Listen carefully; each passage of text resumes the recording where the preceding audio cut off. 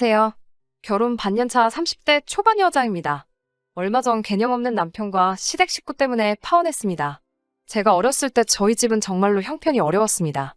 항상 땀에 젖어 고생하시던 아버지와 이른 아침부터 늦은 밤까지 식당 일을 하시던 어머니의 모습이 아직도 눈에 선할 만큼 고생을 많이 하셨어요.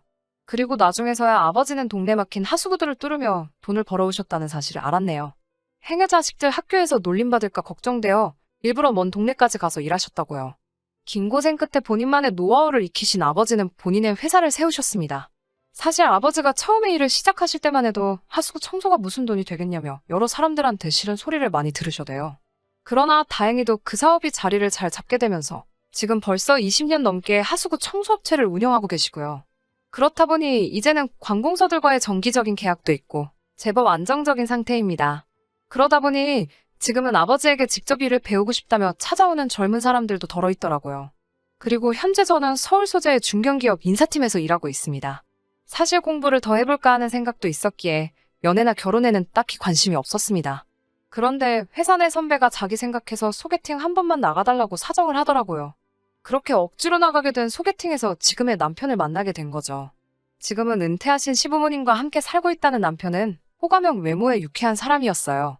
매사 긍정적으로 보고 너무 진지하게 빠지지 않는 남편과 있으면 시간이 어떻게 흘러가는지 모를 만큼 즐거웠어요. 회사 생활로 지친 저에게 활력이 돼주는 사람이었죠. 그래서 남편이 결혼하자고 했을 때도 걱정보다는 앞으로 얼마나 더 즐거울까 기대만 되더라고요. 그런데 지금 생각해보면 제가 얼마나 생각이 짧았던 건지 후회가 됩니다. 결혼 이야기가 본격적으로 진행이 되면서 자연스레 시댁에도 인사를 가게 되었습니다. 전원주택에 살고 계신다던 시부모님이 실제로 거주하시는 곳은 다세대 연립주택이었고 반지하방을 쓰고 있었어요. 제가 당황한 기색을 숨기지 못하자 남편은 별일 아니라는 듯이 여기도 마당이 있으니 전원주택 아니겠어? 라고 말하며 웃어 보이더라고요.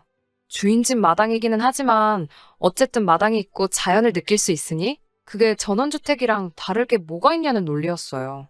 하지만 이미 시부모님이 제가 올 걸 알고 계시는 상황에 집이 말한 것과 다르다고 나갈 수도 없었어요. 어이가 없었지만 따질 새도 없이 시부모님을 만나게 되었네요. 시부모님 두 분 다 다행히 저를 굉장히 반겨주셨어요. 다만 제가 사간 과일 바구니를 보시더니 이런 거 말고 고기를 좀 사오지 그랬냐며 웃으시더라고요. 다음에는 꼭 한우로 사오라면서요. 마음이 편치는 않았지만 저도 그런 자리가 처음이라서 어떻게 해야 할지 모르겠더라고요. 그래서 알겠다고 대답했네요. 그 후에는 본격적인 호구조사가 시작되었습니다. 시모는 저에게 제 부모님이 어디서 뭘 하시는지, 제가 대학은 어딜 나왔는지 그런 걸 물어보셨어요.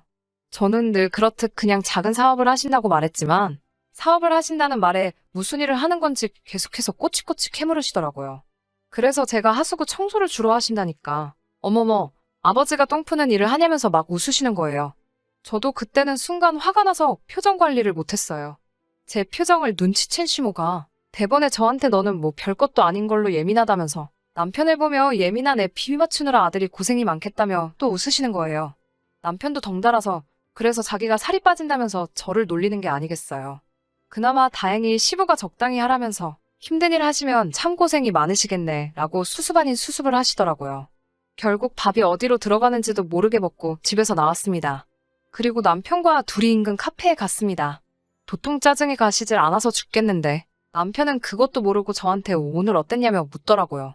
제가 일단 왜 전원주택이라고 했냐고 묻자 남편이 아까 말했잖아라며 얼버무리려고 하더라고요. 마당에 나무 있고 꽃 있고 자연이 있으니까 전원주택이랑 다를 게 뭐냐면서요.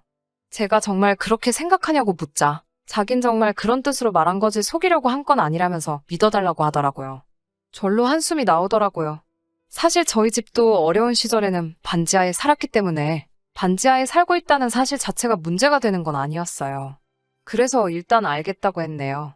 그리고 남편에게 나에 대해서 농담하는 건 괜찮지만 우리 부모님 직업을 비하하거나 하는 건 아무리 장난이더라도 하지 않았으면 좋겠다고 단호하게 말했습니다. 그러자 남편은 시모가 원래 성격이 진지하지 못하다면서 저더러 좀 이해하고 받아달라고 하더라고요. 하지만 제가 그때 좀 더 칼같이 선을 그었어야 했어요. 그 이후로 사실 결혼 준비를 하면서 조금씩 어긋나더라고요. 몇 번이고 이건 아닌데 하는 순간이 있기야 했지만 이미 직장에는 소개해준 선배 덕분에 제가 결혼한다고 소문이 파다한 상황이었고 저 또한 그런 소문을 무시할 만큼 성격이 강하지 못했기에 파혼은 생각지도 못했네요. 상견례에서 있었던 일입니다. 회사 근처에 있는 이름난 중식당을 예약했었어요. 약속 시간에서 15분이 지나 도착한 시부모님은 저희 부모님에게 늦어서 죄송하다는 말씀조차 안 하시더라고요. 기껏 하신다는 말씀이 식당이냐고 찾기도 어려운 데 있다면서 저더러 다음에는 1층에 찾기 쉬운 곳으로 고르라고 핀잔을 주시더라고요. 그리고 이윽고 음식이 나오기 시작했어요. 코스 요리에 짜장면은 없었는데 시모가 워낙 좋아한다고 해서 특별히 짜장면도 같이 나오게 해드렸거든요. 짜장면이 나오자마자 시모가 대뜸 저희 아버지에게 사돈은 맨날 똥을 퍼대시니 이런 똥같이 생긴 음식들은 쳐다도 보기 싫지 않습니까? 하고 묻는 거예요. 그러면서 혼자 뭐가 그렇게 웃긴지 박장대소를 하더라고요. 저랑 저희 부모님은 순간 이게 무슨 소린가 벙쪄서 황당한 얼굴로 그런 시모를 쳐다봤고요. 시부는 시모한테 또 저런다며 한 소리 하기는 했지만 말리지는 못했고 남편 역시 저희 아버지에게 원체 저희 어머니가 장난이 심하시다며 이해해달라고 가볍게 이야기하더라고요.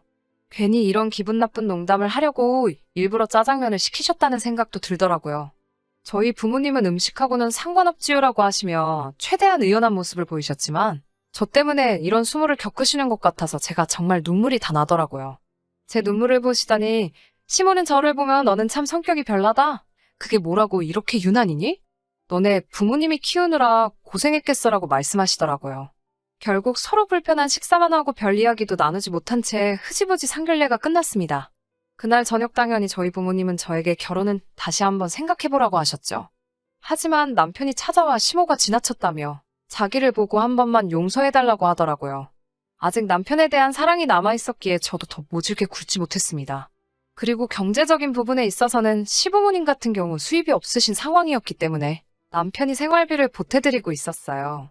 저 역시 제 앞으로 남은 학자금 대출이 있었기 때문에 결혼한 이후로도 공동 생활자금을 마련해서 쓰고 그 외 부분은 서로 상관하지 않기로 했고요. 다만 결혼식 비용과 같이 살 집에 대해서는 반반씩 하기로 했었고요. 그런데 막상 살 집을 알아보기 시작하니 집값이 만만치 않더라고요. 게다가 제가 모은 돈 1억에 남편도 1억을 가져오겠다고 했으니 2억이 있었고 각자 직장이 있으니 대출받고 하면 얼추되지 않을까 생각했는데 남편이 갑자기 1억은 어려울 것 같다고 배째라는 식으로 나오더라고요. 자기가 말한 1억에는 지금 시부모님이 살고 계신 반지하 보증금이 포함된 거라면서요. 그럼 모시고 살아야 된다고요. 제가 결국 이 문제를 친정 부모님께 말씀드렸고 그러자 친정 아버지께서 그런 시부모님까지 모시고 어떻게 사냐면서 아버지가 도와줄 테니 그 보증금은 손대지 말라고 하시더라고요. 사실 이때 과감하게 결혼을 무르던지 했어야 했는데 제가 어리석었습니다. 결국 친정 부모님의 도움을 받아서 서울 근교에 있는 정말 작은 아파트 하나를 구할 수 있었습니다. 그 와중에 남편은 공동명의로 하자고 하더라고요.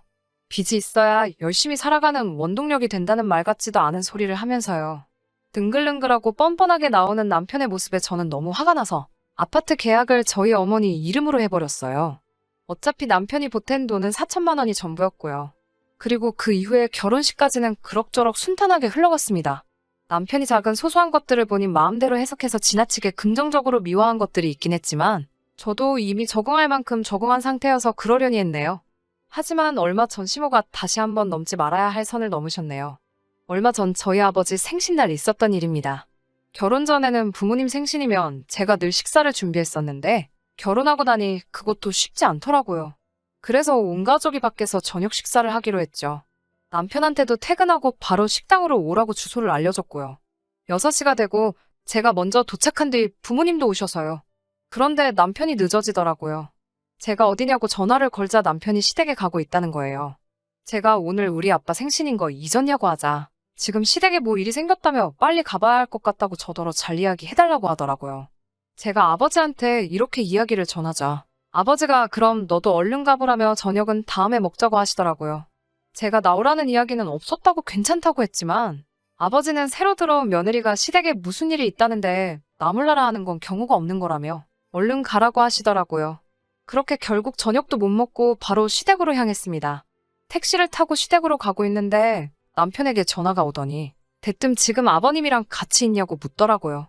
그래서 내가 아니 나 지금 어머님 댁으로 가고 있다고 하니까 저 말고 아버님이 오셔야 된다는 거예요. 그래서 우리 아빠는 왜요? 라고 물었죠. 그러자 남편이 한다는 소리가 지금 주인 집 내 하수구가 역류를 하고 난리가 나면서 시어머니 집에도 난리가 났다는 거예요. 그런데 어머님이 주인 집에다가 사돈이 똥 푸는 회사를 한다고 자기가 지금 부르겠다며 걱정 말라고 큰 소리를 치셨대요. 그 이야기를 듣는데 얼마나 화가 머리 끝까지 나던지요. 제가 택시 안에서 소리를 질렀습니다. 지금 제 정신으로 하는 소리냐고요. 그러자 남편은 가뜩이나 지금 반지하 전세 계약 기간이 얼마 안 남아서 시부모님이 어떻게든 주인 집에 잘 보여야 되는 상황이라며, 그러니까 저더러 시부모님 모시고 살기 싫으면 아버님하고 와서 빨리 하수구를 뚫으라는 거예요. 제가 아니 다른 사람 불러서 하면 되지 왜 우리 아빠를 찾냐고 소리를 지르니까 니네 아빠가 잘 뚫는다며라며 남편도 질세라 소리를 지르더라고요. 사돈한테 번번이 똥 푼다고 뭐라고 하는 것도 열받아 죽겠는데 장인 어른한테 니네 아빠라고 하는 남편의 싸가지를 보니 내가 미쳤다고 이런 인간이랑 결혼을 했나 싶더라고요. 저는 차를 돌려서 바로 저희 아파트로 향했습니다. 아파트에 도착해서 여행 가방을 꺼내 눈에 보이는 남편 짐이란 짐은 다 때려 넣었어요. 그리고는 다시 택시를 불러서 그 가방을 챙겨서 남편 시댁으로 향했습니다. 도착하니까 시어머니는 저한테 가족끼리 돕고 사는 거지, 똥 푸는 기술은 아껴서 남한테 쓰는 거냐며 비아냥거리더라고요. 남편도 장인어른을 다시 봤다는 개소리를 하더라고요. 저는 하수구 역류로 똥물이 가득한 시어머님 댁에다 남편 여행 가방을 내동댕이 쳐버렸어요. 그리고는 남편에게 이제 집에 들어오지 말라고 너 같은 자식이랑 안 산다고 소리를 질렀습니다. 남편과 시부모님은 물론 작업하던 사람까지 눈이 동그래져서 저를 쳐다보더라고요. 남편은 저한테 뭔 소리냐며 나가서 얘기하자고 하더라고요. 제가 어차피 너 아파트 계약할 때 꼴랑 4천만 원 보탠 게 다지 않냐면서 그거 내가 내일 당장 돌려줄 테니까 그거 먹고 떨어지라고 소리를 질렀습니다.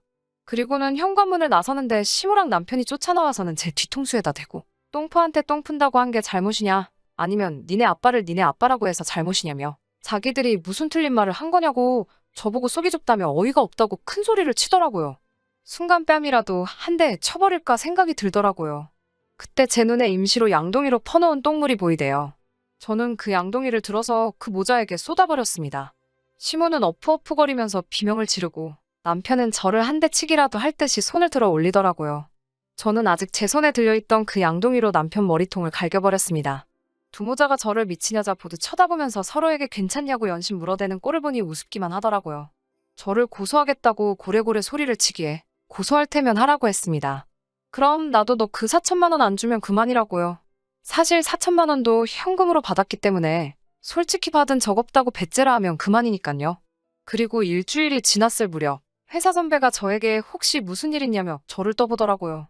저는 더 이상 회사 사람들 눈치를 보기도 싫었고요. 그래서 그동안 있었던 일을 다 말해주면서 더 이상 그 남자랑 살고 싶지 않으니까 선배도 제 이야기 그쪽에 전달하지 않았으면 좋겠다고 말했습니다. 혼인신고도 하지 않았었기에 따로 이혼 절차 밟을 것도 없었고요. 얼마 뒤에 우연히 듣게 된 바로는 결국 반지하 재계약은 못했다고 하더라고요. 자꾸 반복되는 하수구 역류 때문에 주인 집이 대대적으로 공사를 하기로 했대요. 저 역시 아파트 팔고 지금 친정 부모님과 다시 같이 살기 시작했어요. 비록 결혼은 이렇게 끝이 났지만 덕분에 저는 할 말은 하고 살아야 한다는 좋은 교훈을 얻었습니다. 4천만 원도 아직 돌려주지 않았고요. 남편에게선 지금도 하루에 12번은 연락이 오는 것 같습니다. 하루는 잘못했다, 다음 날은 돈이라도 돌려달라, 또는 너무한다며 몇 번씩 저를 힘들게 하네요. 시모는 여전히 고소타령이고요. 제 마음이 좀 더 편해지면 그때 돈은 돌려줄까 싶네요. 저희 부모님이 했던 것처럼 힘을 합쳐서 가난은 이겨낼 수 있다고 생각하지만 근본부터 인성이 되먹지 못한 사람들을, 평생을 그렇게 살아온 사람들을 제가 무슨 수로 고쳐쓰겠어요. 저한테 꼬리표 하나는 남겠지만 후회가 남지 않는 선택이라고 생각합니다.